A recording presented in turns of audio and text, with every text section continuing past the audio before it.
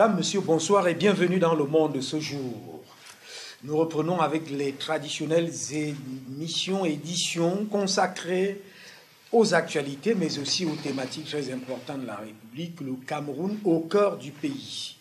Avec le président Georges Gilbert Baonla qui a pris un petit congé parce qu'il avait certainement beaucoup d'activités. Aujourd'hui, nous revenons avec toutes les actualités qui ont eu cours dans le pays, le rapport d'Amnesty International, le feuilleton à rebondissement, la disparition presque suspecte et même où apaiser une lourde main criminelle de Monseigneur Jean-Marie Benoît Bala.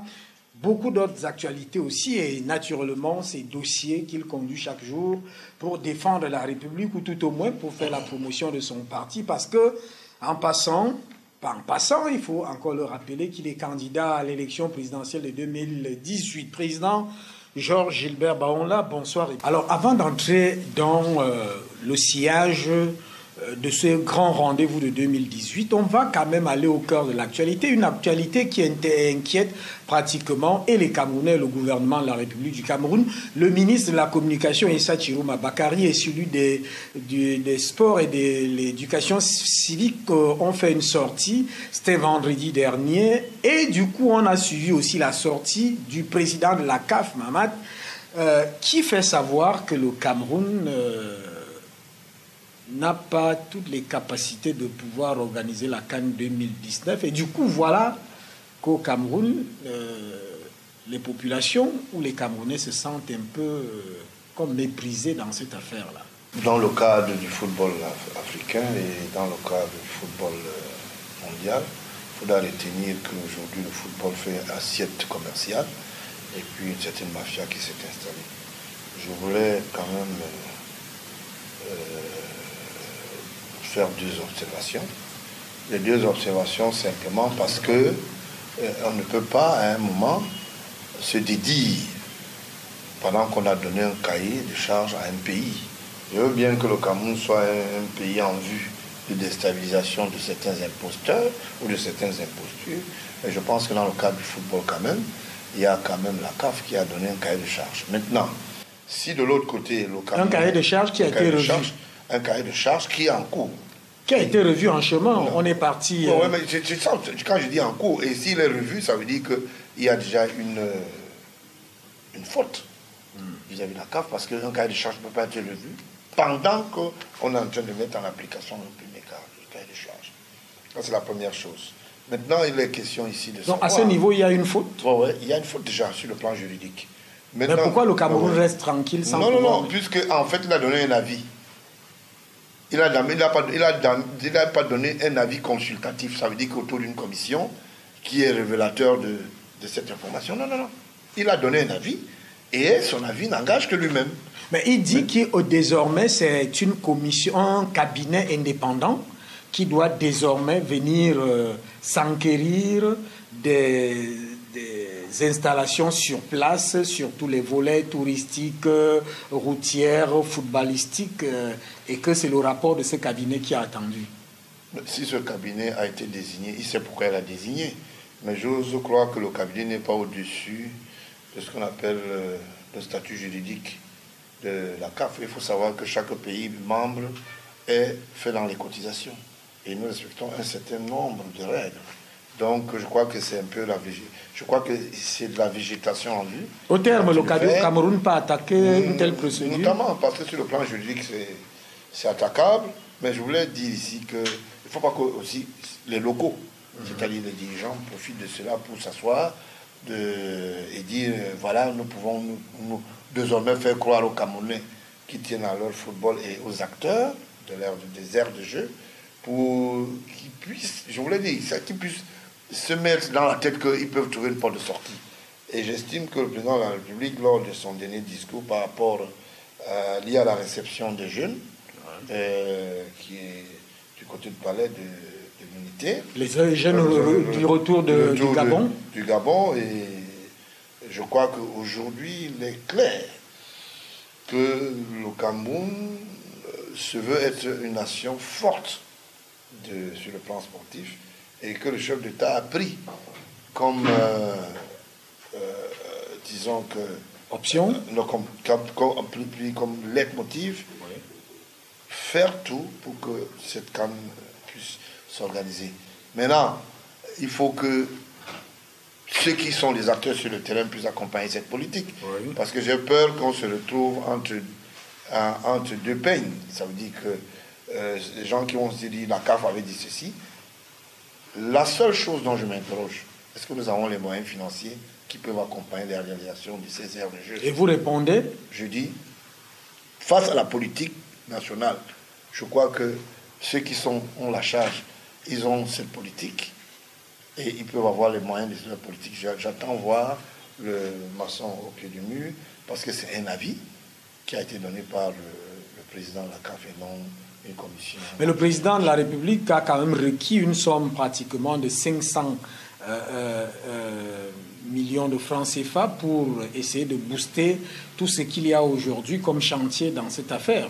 On peut quand même croire le ministre de la Communication et celui des Sports qui ont rassuré qu'effectivement ces chantiers seront conduits à leur terme. Je ne crois pas au ministre des Sports, je crois à la politique du renouveau. Maintenant, croire à la politique du renouveau, c'est la mise en application. Je veux bien croire à un certain nombre de choses, mais je crois que sur le plan local, le ministre de la ministre de la Communication fait dans la végétation à vue, parce que je ne sais pas qu'est-ce qu'il va communiquer, il n'est pas spécialisé dans le domaine. Maintenant, de l'autre côté, M. Bidoukwat, qui est un éclairagiste que j'appelle souvent beaucoup plus artistique, ne peut pas mettre en application. Pourquoi vous avez toujours des mots durs comme ça? Je n'ai pas de mots durs avec lui. Je dis un éclairagiste artistique. Ça veut dire que c'est le seul qui a quand même un diplôme qui fait dans l'orthodoxie des jeux. Je ne sais pas dans quelle université on soutient cela dans le monde, mais je crois qu'il y a une discipline. Mais pour lui, je crois qu'il faut le voir. C'est ça pourquoi je suis un peu rogne avec lui. Mais il y a quand même beaucoup de choses à son actif. Je suis un peu rogne avec lui. Les Coupes d'Afrique des Nations gagnées. Écoutez, à son actif, il y a quelqu'un qui mène la politique, il faut se donner les moyens. Oui. Si le président de la République ne se donne pas les moyens, ou ne leur donne pas les moyens... Mais le président ne travaille pas seul. Bon, il ne travaille pas seul. Maintenant, le résultat, c'est ça. Mais le bilan, quand il faut le faire pour les états des lieux et d'autres affaires de la République, c'est le bilan du chef de l'État seul.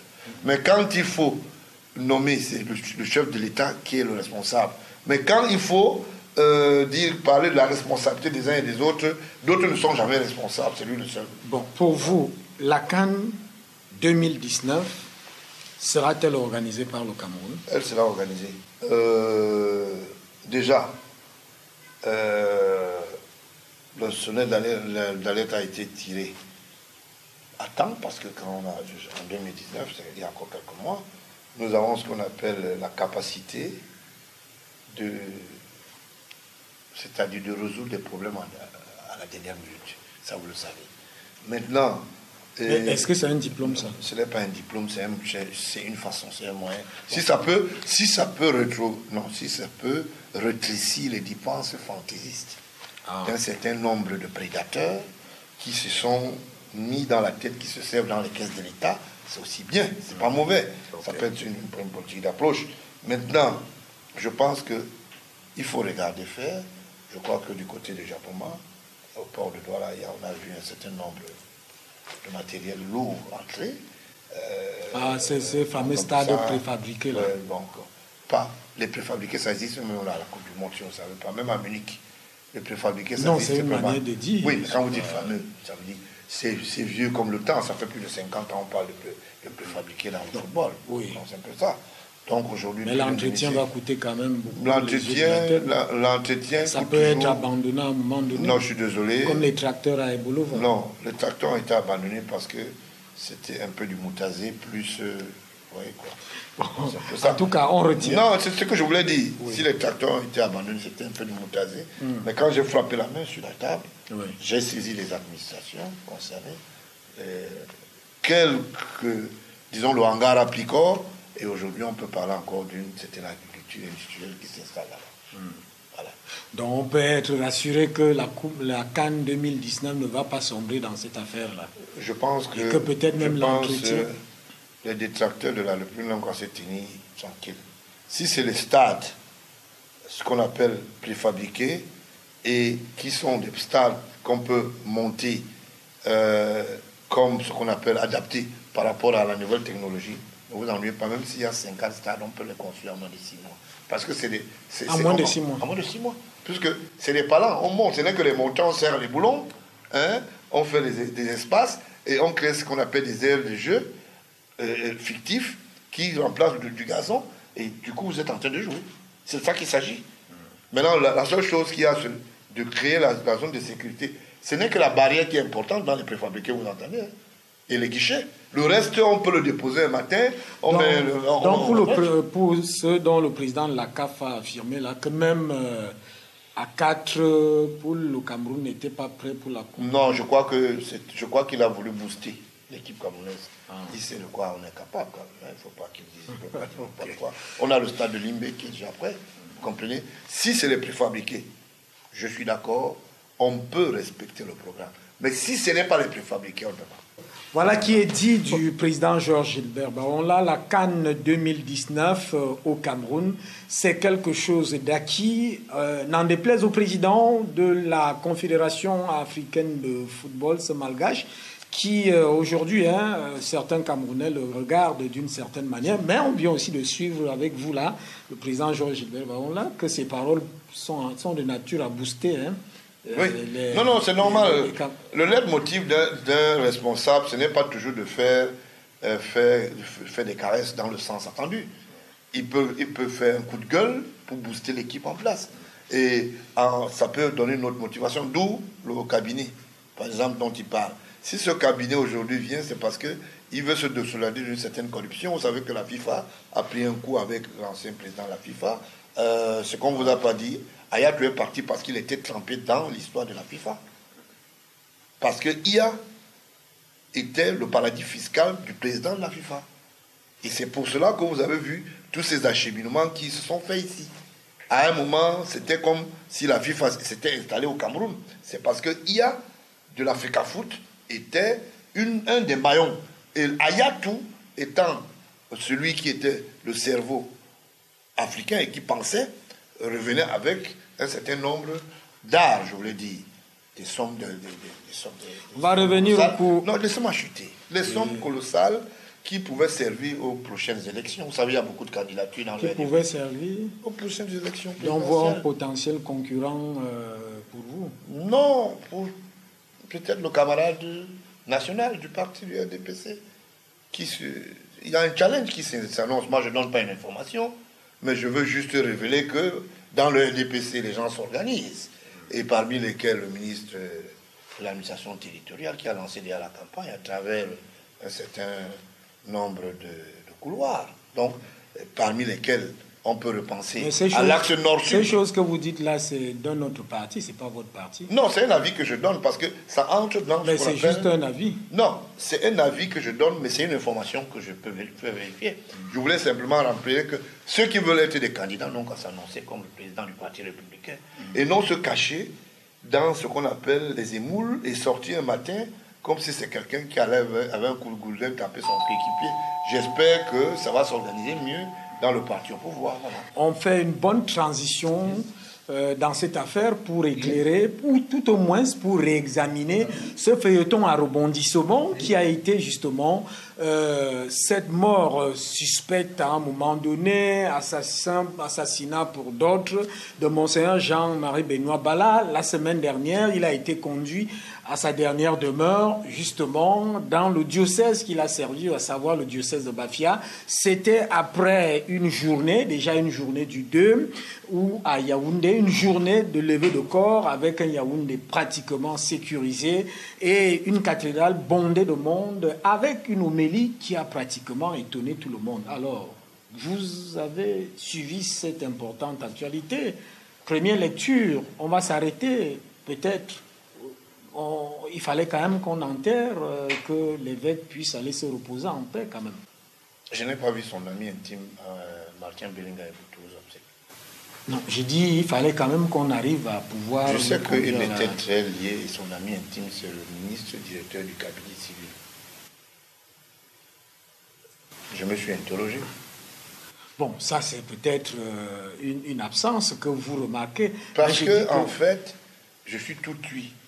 Et parce que Sinistré, l'ami du défunt, devait être là, aux obsèques. Disons, je n'ai pas vu un certain nombre de personnalités, parmi lesquelles il y avait Rémi Sadi qui était pas, je ne sais pas pourquoi, mais j'ai ressenti plutôt cela dans l'organisation je voulais dire, du cinquantenaire ecclésiastique de Bafia, qui devait avoir un appui près pour l'instant, auprès de l'État. L'évêque Jean-Marie Benoît Bala a été conduit à sa dernière demeure. C'est-à-dire, on arrête tout? Non, je dis quand même qu'aujourd'hui, le corps n'est plus où il y avait les autopsies et autres. Non, ce n'est pas de ça qu'il s'agit. Ils ont dit, on enterre, mais le procès reste. Ah, le procès. Le procès. Maintenant, il y a un procès. Il y a d'abord un procès qui est qu'on appelle le procès de la maturité physique, c'est-à-dire le social. Maintenant, il y a un procès juridique qui doit s'installer sur le strapontin judiciaire. Pourquoi est-ce que vous trouvez que c'est mauvais? Non, je n'ai pas dit que c'est mauvais. Je voudrais qu'on s'arrête un peu sur ces 2 journées. Déjà, cette journée où vous avez remarqué les absences, justement, et où on a vu une cathédrale pratiquement bondée de monde, où il s'est fait comme une scène de théâtre. Oui, je voulais dire ceci. Avec une homélie poignante. Écoutez, rien n'est nouveau. Rien n'est nouveau. Rien n'est nouveau parce que c'est un milieu incestueux. J'ai eu à dénoncer ça il y a plus de 20 ans en arrière. Où j'étais quand même l'un des premiers journalistes qui parlait de l'Église, des appétits sexuels dans l'homosexualité de l'Église. J'étais éditeur à l'époque. Mais quand vous dites cela, le prédicateur du jour a dit que Monseigneur Jean-Marie Benoît Bala est mort parce qu'il refusait l'homosexualité. Mais donc il y en a dans le milieu quand même. Dans son homélie, c'est... Il dit oui qu'il y a dans le milieu. Moi j'ai dénoncé ça avant. Voilà, c'était des pratiques courues et j'ai estimé que l'Église au Cameroun ne devait pas être un cas école dans ce métier-là, dans ce corps de métier. Aujourd'hui, le temps m'a donné raison. Donc ça veut dire que l'homélie et les hommes de l'Église, ceux qui ont la charge de gérer l'Église, plus précisément l'Église catholique, reconnaissent que l'homosexualité est installée, et particulièrement à la cathédrale de Yaoundé. Vous comprenez à peu près? Donc, dans cette famille, aujourd'hui, un prêtre ne peut pas dire que pourquoi vous parlez de l'homosexualité, parce que dans le milieu, c'est connu. Et quand celui qui a dites l'homélie, ce jour-là, c'est Akonga, je crois que c'est comme ça. L'abbé Joseph Akonga, curé de la paroisse des Sœurs. Oui, justement, s'il a dit, c'est parce qu'il sait qu'il connaît les homosexuels qui sont dans le milieu. C'est pour ça qu'il a parlé de la pourriture. C'est pour ça qu'il a parlé d'un certain nombre de comportements malveillants qui n'animaient pas.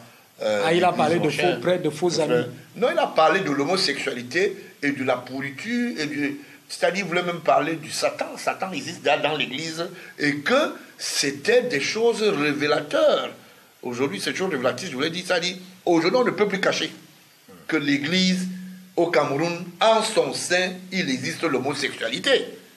C'est de ça qu'il s'agit. Maintenant que c'est déjà devenu un débat normal, comme je l'avais dit auparavant, il y a plus de 20 ans, parlons-en. Qui est homosexuel, qui ne l'est pas?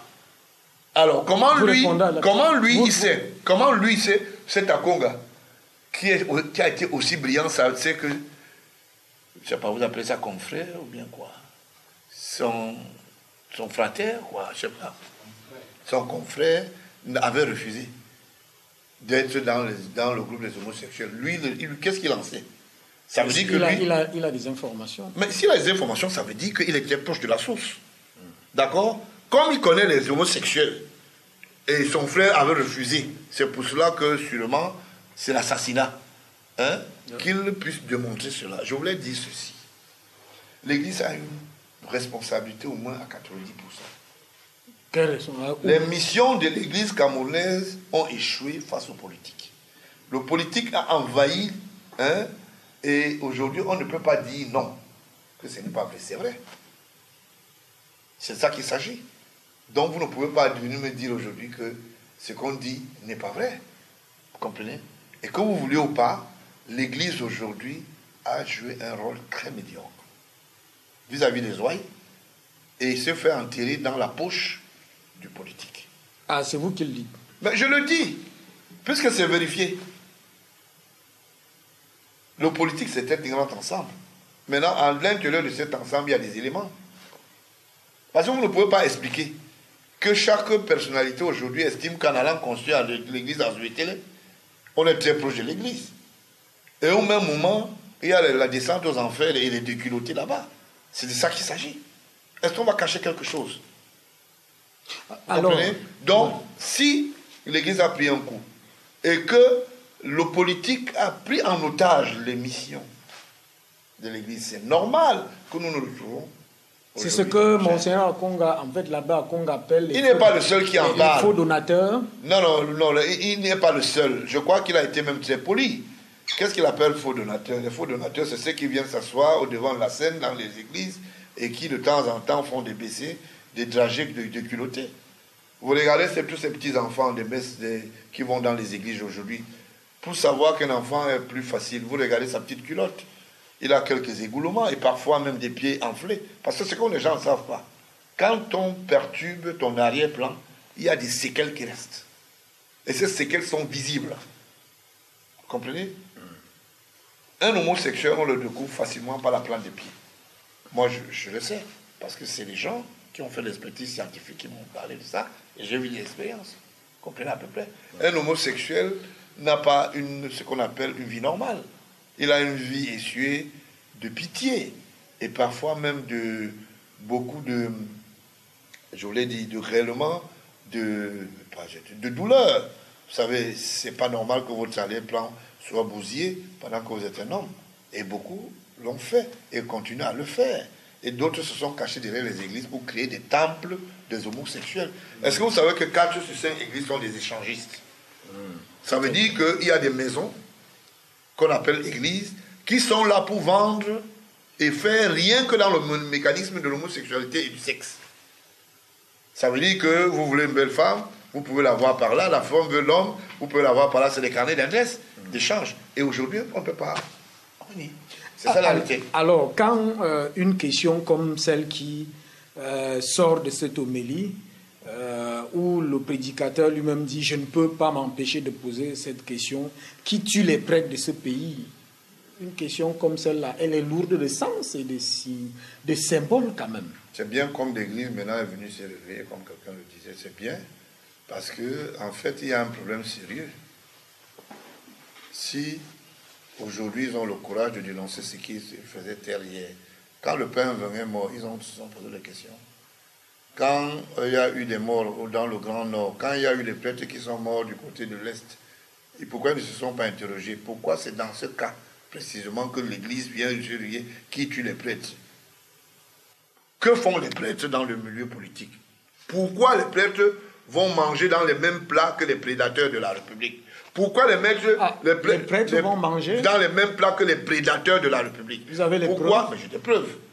Quand vous allez faire des homélies à la sortie de Douala, pour quelqu'un qui vole un peu de peinture à la présidence. Et à la sortie de Yaoundé ou à la sortie de Douala? À la sortie de Douala, parce que Yaoundé et Douala, c'est la même chose.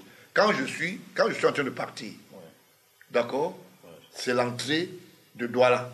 Quand je suis en train de l'autre côté, c'est l'entrée de Yaoundé. Donc je peux dire à la sortie, par exemple, de Yaoundé ou à l'entrée de Yaoundé.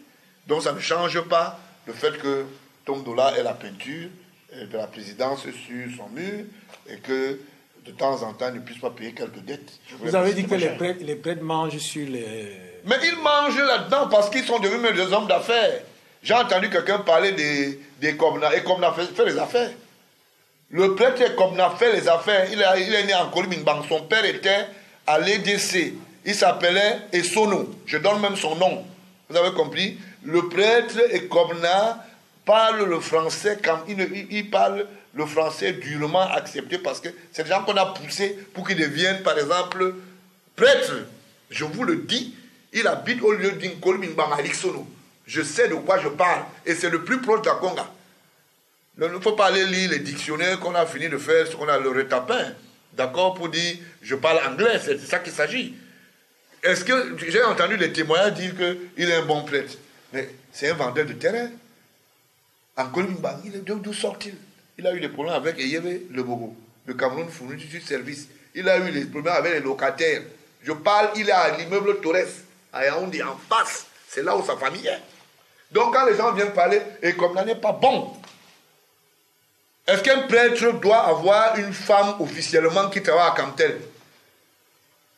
Une jeune fille, bah ça je voulais pas. Elle s'appelle Baha quelque donc chose. c'est pour ça que vous dites qu'est-ce que les prêtres... Elle s'appelle Baha quelque chose. Je suis désolé, ce n'est pas un bon exemple. Et je vous rappelle qu'il a eu maille à partir avec l'argent de la République. Bon, maintenant... Des ouailles. Attendez. À la cathédrale. Oui, mais c'est de ça qu'il s'agit. Oui. Il faut dire qui a fait quoi. Ah, ça veut dire que ce qui arrive, c'est un retournement. C'est un retournement. C'est un retournement. Vous ne pouvez pas prendre l'argent des ouailles. Vous allez nourrir les femmes qui travaillent chez Camtel. Vous avez des enfants officiellement au quartier, vous êtes prêtres. Vous le sacerdotal. Mais pourtant, dans son homélie, l'abbé Joseph Akonga Isomba dit aimez vos prêtres. On a vu l'Église se soulever comme toutes les autres. Mais quand ces femmes qui chantaient là, 4 sur 5 femmes vont avec ces prêtres. 4 sur 5 femmes vont avec ces prêtres. Mariées ou pas, c'est des conneries. Envoyez votre femme pendant un mois, votre belle femme dans une église ici. Mais vous exagérez. Je n'exagère pas, c'est des réalités. C'est des réalités. Les femmes sortent officiellement avec des prêtres. Et nourrissent des prêtres. Quand vous avez un bon plat, dès que vous laissez, vous partez au travail, c'est le bon plat part chez le prêtre qui est caché. Je vais vous donner un exemple. L'actuel prisonnier qui avait pris d'abord 50 ans de prison, celui qui avait eu la première fois 50 ans de prison, c'est l'ancien directeur général du FECOM. Vous comprenez? C'est deux femmes jumelles. Le prêtre de Biémassi, de l'église de Biémassi, sortait avec. Vous racontez même quoi souvent? Est-ce que c'est des choses cachées? L'ancien ministre, comment on l'appelle, l'anglophone qui était représentant, ambassadeur en Centrafrique, qui habite au lieu dit, parce que je donne des indications pour que les gens ne se trompent pas. Vous traversez la maison, là où Dieu voulait créer, si c'était le centre de la Palestine, de la Rose-Croix, je ne sais pas de quoi il s'agit. Cet anglophone est venu, était ministre même du transport à l'époque. Sa femme sort officiellement avec un prétexte, c'est caché. Ce n'est pas caché. Donc c'est et maintenant, dans les raisons qui peuvent... Mais laissez-moi vous dire, parce que ces femmes viennent crier comme si elles étaient des innocentes. Le youyou là, c'est pour dire que notre gars est parti. C'est de ça qu'il s'agit. Parce qu'elles ne sont pas sérieuses même. Il faut le dénoncer avec la dernière verve. Vous imaginez, vous avez une épouse qui a choisi pour patrie aller se convoler en os sexuel avec des prêtres. Et vous dites que ce n'est pas ça. Bon, donc, je voulais vous le dire. C'est votre manière à vous de répondre à la question. Je réponds à la question. Qui tue les prêtres de ce pays? C'est de ça qu'il s'agit. La légèreté des prêtres a été trouvée dans tous les couloirs. Comment vous pouvez être un homme d'affaires, vous avez des registres de commerce et vous pouvez être sérieux? Vous allez dire des homélies chez un ministre parce qu'il va vous donner les marchés. Vous pensez que c'est sérieux? Vous avez raté votre mission. Vous ne pouvez pas être un prêtre qui fait dans les paradis fiscaux. Vous cachez l'argent que les ministres détournent dans les caisses de l'État, vous gardez ça dans vos maisons. Ah, ça, c'est vrai, ça? Je vous le dis. Vous dites des choses assez graves. Je vous le dis pas. Leur histoire qu'ils appellent derrière la cathédrale de Yaoundé là, la banque là c'est quoi? Cette banque est contrôlée par qui? Est-ce qu'elle est une institution étatique comme celle qu'on appelle BISEC ou bien qu'on appelle LGBC? Ce sont des paradis fiscaux. Dans un pays sérieux. Moi j'ai été très proche de l'église en Europe. Je sais de quoi je parle. Il y a l'orthodoxie de la gestion et la vérification de la gestion. Qui surveille l'argent qui entre là-bas? Qui surveille l'argent là? Vous pensez que quand quelqu'un va prendre l'argent chez un certain Bellinga, pas Eboutou, et il se retrouve de l'autre côté en train de faire... Pour vous, pourquoi ça vous gêne quand je parle? Pour vous, qu'est-ce qu'il faut reformer dans cette affaire? Les hommes ou bien l'Église? La moralité. Il faut réinstaurer l'école de la vie. La moralité. Le sens du devoir. Le sens des options patriotiques. Et là, le Cameroun sortira de l'ornière. Tant qu'il n'y a pas cette école qui est réinstallée dans nos mentalités, nous ne pouvons pas avancer. Parce que les gens posent des actes et d'autres se cachent. et attendre d'être à découvert un matin pour dire, non, je vous ai dit, en dehors de l'homosexualité, il y a la sexologie dans les églises. Ça fait plaisir aujourd'hui et honneur à une femme de dire que je sors avec un prêtre. Si vous n'êtes pas au courant, je vous donne cette information. Ça fait honneur. Ça, et c'est les choses aujourd'hui qui sont connues. Mais on va où là? On va où? On envoie un prêtre dans une bourgade au sud, il s'assied, il va avec la fille, il va avec la mère, il va avec la grand-mère. C'est de ça qu'il s'agit. Hein? Je vais vous donner un exemple. Allez-y. Est-ce que le cardinal Toumi a des enfants, oui ou non? Je m'interroge. Vous vous interrogez. Moi, je m'interroge. Sur quoi se base votre interrogation? Parce que je suis curieux de savoir si vous ne savez pas que l'Église a pris un coup depuis le haut, pas le bas. Ah, l'Église a pris un coup depuis le haut. Vous comprenez? Donc ça veut dire qu'il y a quelques petits malins qui se cachent derrière un certain nombre de mensonges bien arrangés. Est-ce qu'aujourd'hui, si on dit que l'Église est plus politique, oui, l'Église est plus politique. À la création du SDF, le cardinal Toumi est le géniteur du SDF, avec Détoumanzan, avec Tchumbangwan.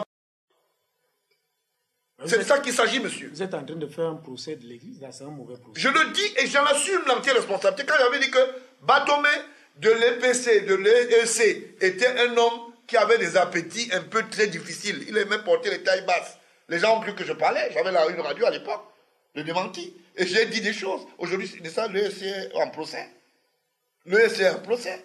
On prend les enfants des prêtres, on les fait nommer ministres parce que tu t'appelles Fampou, comme ton père était à l'église et il était quelqu'un qui pesait de son poids à l'église, il faut que tu sois mairesse à vie, même si la deuxième ne bénéficie de rien. Tu t'appelles Moukokon Bonjour et les gens doivent être... De quoi il s'agit-il? C'est un héritage? C'est un trafic qui n'est pas... C'est un trafic illégal qui ne doit pas être dans l'église. La continuité de ce qu'on appelle le mercurial de l'imposture. C'est de ça qu'il s'agit. C'est des imposteurs. Vous ne pouvez pas dire que vous êtes servi de l'église. Vous êtes en train de faire une homélie, là, comme celle de l'abbé Akonga, mais contre l'église pratiquement. Ce n'est pas de ça qu'il s'agit, je parle de l'église en général. Et je me mets sous le soubresaut du Seigneur, Dieu Tout-Puissant, pour lui dire qu'il me guide selon son savoir-faire, que je puisse continuer à dénoncer jusqu'à la dernière énergie. Moi, je n'ai pas peur de l'église. C'est les hommes qui y sont. C'est là où on salit l'œuvre éternelle, là où on salit ce qu'on appelle l'armoirie spirituelle du Seigneur, il faut dénoncer. Il faut dénoncer cela. Parce que si on ne dénonce pas, personne d'autre ne viendra le faire. Ça veut donc dire que cette mort ou cette disparition de l'abbé, de Monseigneur Jean-Marie Benoît Bala, est venue mettre au goût du jour des pratiques, que ce soit au sein de l'Église, que ce soit en politique, qui font pratiquement comme un bouillon qu'il faut, je n'allais pas dire exorciser dans la République. Non, on n'a pas besoin d'exorciser. On a besoin de conscientiser. Ouais. Je parle de l'école de la vie. Il faut une nouvelle moralisation dans ce qu'on appelle la grosse cagnotte que j'appelle la population. Chacun a une mission et chacun doit être digne de sa mission. Parce qu'il y a des choses que vous venez de dire là qui font peur quand même. C'est-à-dire? Quand vous dites que c'est devenu déjà comme un diplôme pour une femme de... Mais c'est de ça qu'il s'agit, je suis désolé. Une femme vous dit sortir avec un prêtre, c'est être à l'abri des mauvais sorts. Elle croit que prier et donner un peu de nourriture et aller faire des coups de rein, c'est ça qui fait que la maison soit bénie. Je vous mets en défi. Mettez votre femme, prêtez votre femme à l'église si elle va rentrer là-bas sainte. Vous allez voir qu'il y a quelque chose qui va parler.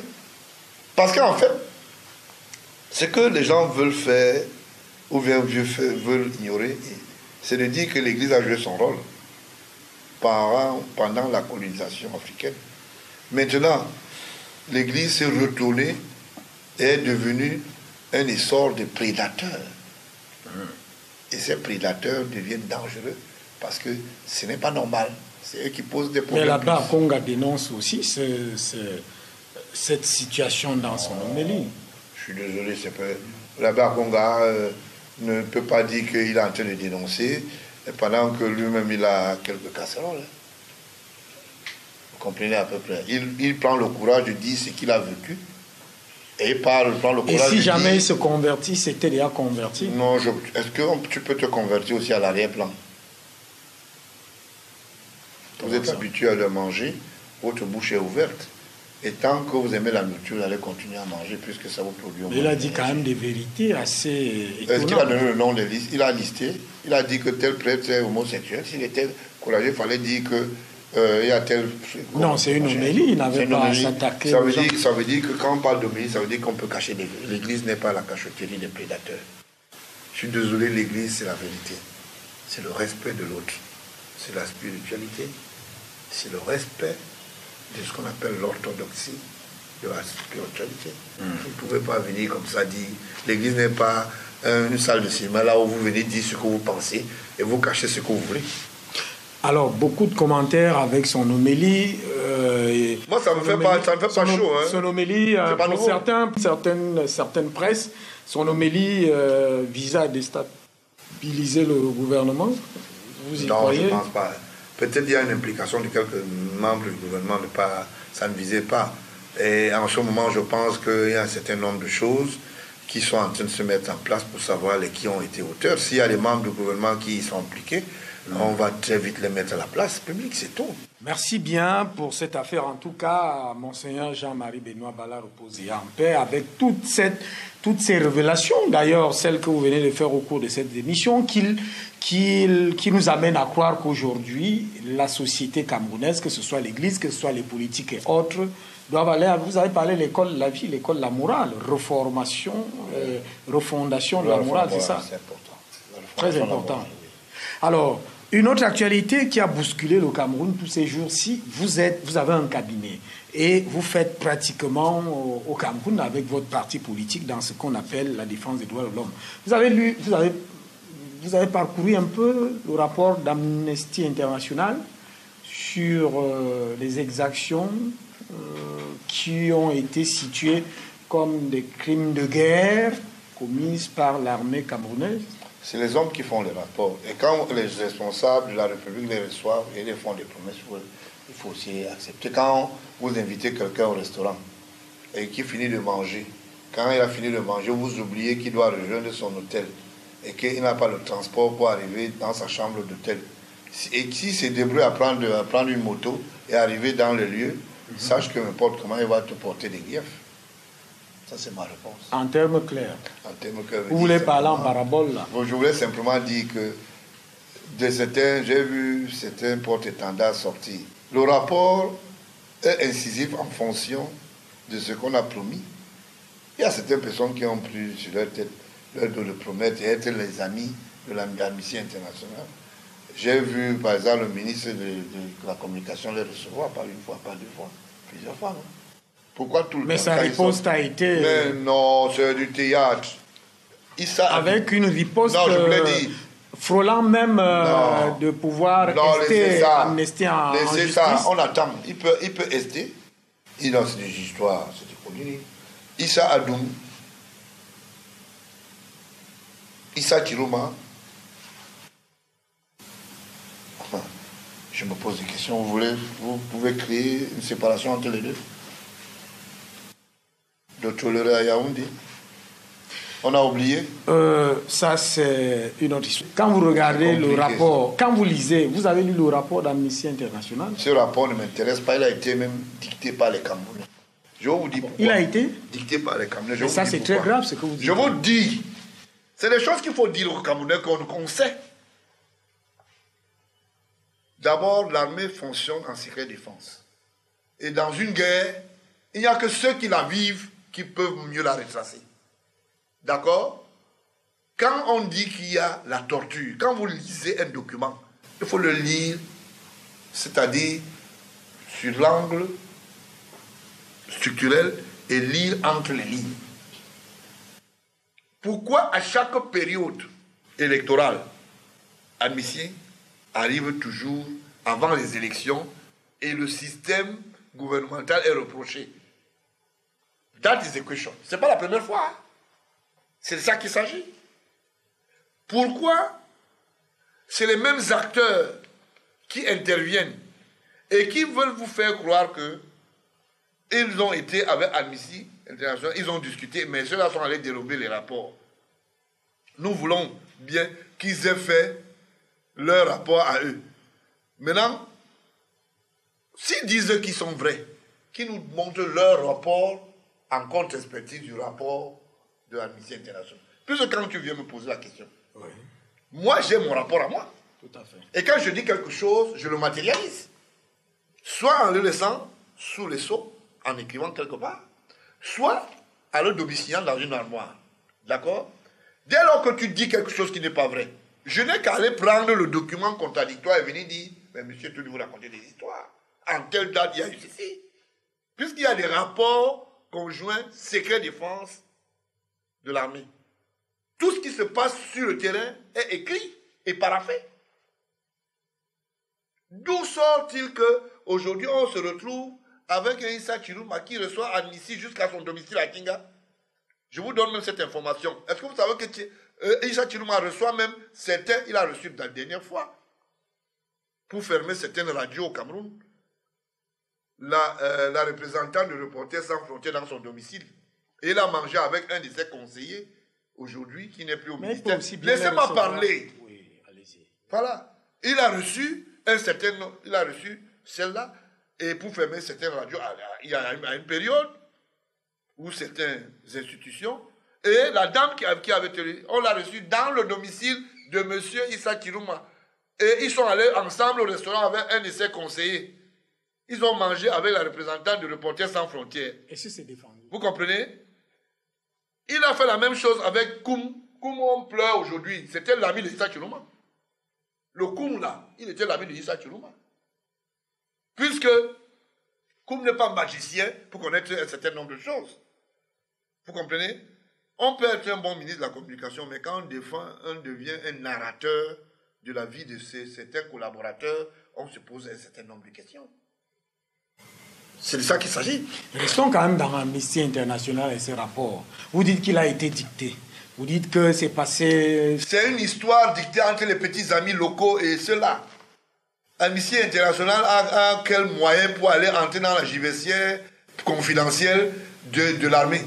Quel moyen? De quel moyen vous parlez? Vous dites n'importe quoi. Je suis désolé. Amnesty International ne peut pas entrer dans l'information secret défense sans qu'il y ait une complicité, monsieur. Mais lorsqu'on voit quand même dans ce rapport avec les vues satellitaires de l'armée, les installations et tout le reste... C'est ça. Est-ce que ce sont les Américains qui ont donné cette information? Est-ce que vous voulez accuser l'État américain pour rien? Non, les vues satellitaires, est-ce que Amnesty International a des satellites qui fait balader dans les pays pour voir ce qui se passe? Comment donc ces vues-là peuvent se retrouver à ce niveau? Des choses qui sont quand même, comme vous dites, des secrets défense au niveau des installations de l'armée. Il faut rappeler les troupes à l'ordre. Et il y a un cahier de charges que les hommes en tenue et de l'armée surtout doivent respecter. Certains deviennent des lèches-culs et des propagateurs de fausses nouvelles, parfois même des porte-étendards de la corruption. On vous a dit qu'il n'y a pas de corrompus parmi nous, il y a des corrompus. C'est ça qu'il s'agit. Donc laissez nos histoires que vous voulez nous inventer, que les gars, ils ont envoyé des satellites. Un satellite peut voir aussi la plante de mon pied. Si je pose mon pied par terre et je mets un bouchon, je ferme ce bouchon-là, vous pensez que la satellite peut venir voir entre mon pied et la chaussure, le bouchon de bière? C'est des histoires. Donc je crois que ça marche pas. Ça veut donc dire que le rapport d'Amnesty International ne tient pas? C'est un rapport fantaisiste des petits amis qui veulent mettre en chantage l'État du Cameroun avant les élections de 2018. Mais ils n'auront même pas un COPEC. Ah, ce rapport avait pour but, pour faire chanter l'État du Cameroun. Pour faire quoi? Et que les caisses soient badigeonnées de corruption, c'est tout. Quand on invite les représentants d'Admissi à la présidence, pendant les fêtes, ils viennent, ils boivent, ils mangent. Ils sont avec les mêmes gens. Ils causent avec les mêmes officiers. Ils causent avec les mêmes soldats. Le jour du rapport, personne n'est plus l'ami de l'Admissi. Admissi devient l'histoire de Issa Chiruma qui les avait reçus. Et un jour, on les avait reçus aussi. Ils racontent n'importe quoi. On peut fabriquer n'importe quoi. Mais sachez qu'Admissi International a des amis dans les couloirs où parfois ils crient parce qu'ils veulent manger.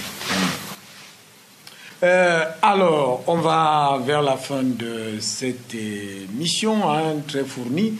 Le temps est passé, on ne s'est pas rendu compte que le temps est en train de passer très rapidement. Alors, les dossiers hein, depuis que vous n'êtes pas avec nous, les dossiers de la République que vous conduisez... Non, je conduis, je suis sûr que il y a beaucoup de dossiers, on va continuer à faire d'autres émissions dans ce sens, mais je voulais simplement dire que, par exemple, le dossier de Yaoundé 6e, oui, où il y avait cette imposture, Yoki Onana, a été mis à la touche par le parti au pouvoir, ça veut dire que le RDPC. Et ça, je tire un coup de chapeau pour tous les responsables, que ce soit le président national, M. Biya, que ce soit ses collaborateurs, le secrétaire général Kouete, et tout le reste, pour le dire, c'est bien, il faut autodiscipliner les militants, parce qu'une entreprise politique, ce n'est pas les amusements. Maintenant, en ce qui concerne la suite de cette affaire, il va falloir simplement réglementer, ou bien régler un certain nombre de choses du côté de Yaoundé 6e pour que la mairie puisse continuer à fonctionner normalement, parce que l'imposture a été dénoncée. Je voulais dire aussi que le porte-manteau de cette affaire, qui n'était autre que le ministre Sadi, René, s'est vu plein de mauve dans la gueule parce que, en fait, ses objectifs n'ont pas été atteints par son filleul. Bargamboa, qui veut devenir le tout prochain délégué de la communauté urbaine, a perdu quelques kilos, ils ont perdu le sommeil. Ah non, il y a eu une lutte entre eux.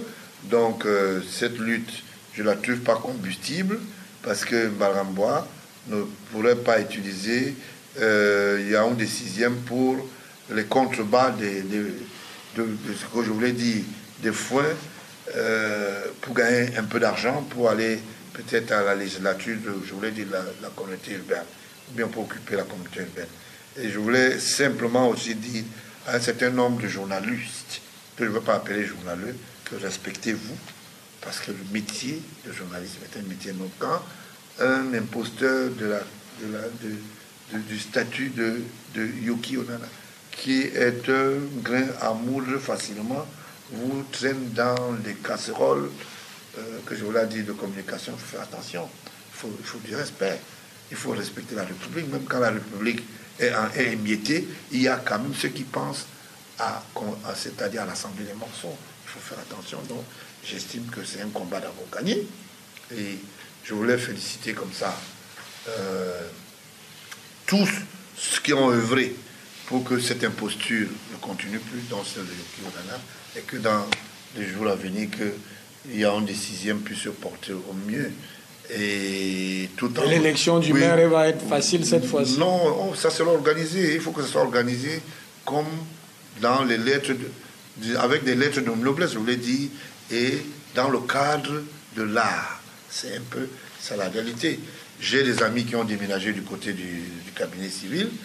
Je veux bien me fixer quand je vais bien les aider à faire quelques bagages, mais je sais quand même que du côté du cabinet civil, il y a beaucoup de choses qui se passent là-bas. Et je voulais simplement dire que la secrétaire de la direction du cabinet civil, qui a une école du côté de Biémassi, voilà qu'à se tenir tranquille. Et je dis un bonjour en pensant à Mandio, l'ancien du C9, qui est devenu subitement... l'ancien du C9, qui est devenu subitement un homme du RDPC. C'est un petit frère, je l'aime beaucoup. Je discute même avec lui. Mais parfois, quand il y a des égarements, je peux lui rappeler que le C9 n'est pas le RDPC. On va sortir avec cette actualité. L'opposition, ou certains partis de l'opposition, vivent toujours des divisions et des querelles de leadership.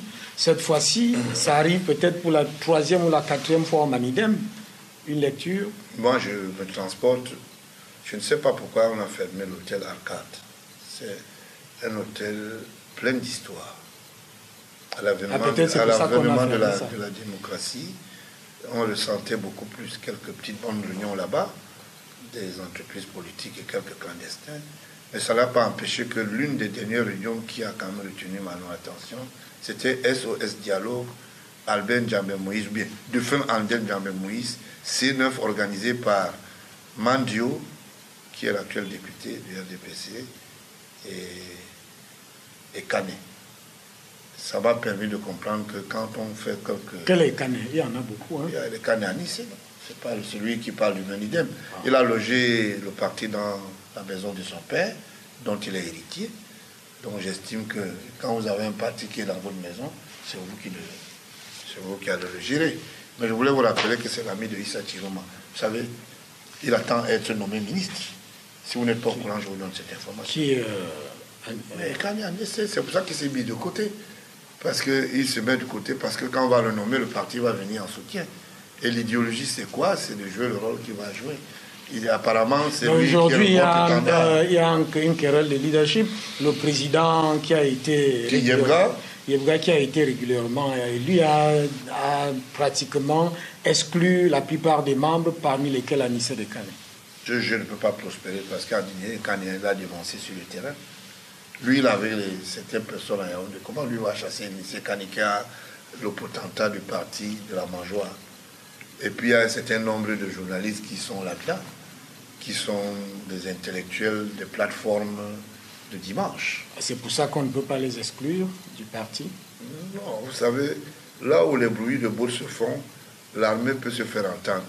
Si la communication fait du bruit autour ou bien dans les studios, l'armée peut s'en aller. Donc les gars peuvent manger. Donc en mangeant, ils ont des appétits. Donc j'estime que... Ça veut dire que les partis d'opposition, parce que vous n'êtes pas un parti de la majorité présidentielle, vous n'êtes pas un parti au pouvoir, vous êtes un parti... Ça veut dire qu'il y a vraiment une difficulté, les partis d'opposition, à pouvoir conjuguer 2018 ou tout au moins une alternative. Je pense qu'il faut réorganiser le jeu démocratique à travers les partis et que les gens soient plus responsables. Le Cameroun doit décoller en matière de démocratie. Et j'estime que c'est un feuilleton qui sera peut-être dans le passé. Mais ceux qui s'amusent avec le Cameroun, c'est le Cameroun. Vous serez très surpris qu'il y a des partis sérieux, bien connus, et qui vont faire leur chemin. Merci de nous avoir reçus pour ce tout autre, nouvelle émission avec ce retour. Vous vous êtes trouvé bien dans vos affaires pendant cette absence? Oui, disons que je me porte au mieux les affaires à la moyenne, comme le pays se porte. Maintenant, je crois à ce qu'on appelle à une prospérité future qui va venir me booster encore mes affaires. Et je suis très très pris en ce moment pour les préparatifs de 2018. Merci de nous avoir reçus. Madame, monsieur, c'est terminé pour cette édition avec le président Georges Gilbert. Là, on a fait le tour de beaucoup d'actualités, mais au cours de la 2e édition, justement, avec ce retour, on va revenir sur cette crise anglophone qui, en réalité, s'est déportée à l'étranger pendant que certains responsables de certains partis politiques se déportent en tant que messagers de la compréhension de cette crise anglophone. Le gouvernement de la République du Cameroun aussi a dépêché des gens. Nous allons certainement revenir avec le président Georges Gilbert Baronla pour relire toutes ces actualités et bien d'autres. Madame, monsieur, bonsoir. Bonne suite des programmes sur la Dan Broadcasting System.